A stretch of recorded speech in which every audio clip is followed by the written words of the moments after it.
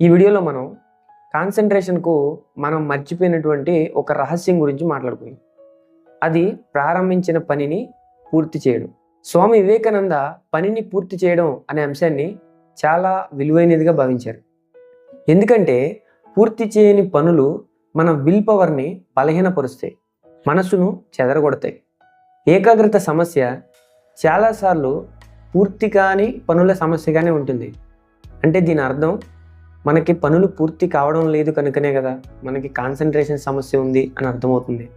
పిల్లలు తప్పకుండా ఏదైనా పని, అది చదువైనా కాకపోయినా, ఏ చిన్న పని అయినా సరే, మొదలుపెట్టిన తర్వాత మధ్యలో ఆపకుండా వాళ్ళతో ఆ పని పూర్తి చేయించండి. మధ్యలో ఆపేస్తుంటే అదే వేరే విషయాల్లో కూడా అలవాటైపోతుంది.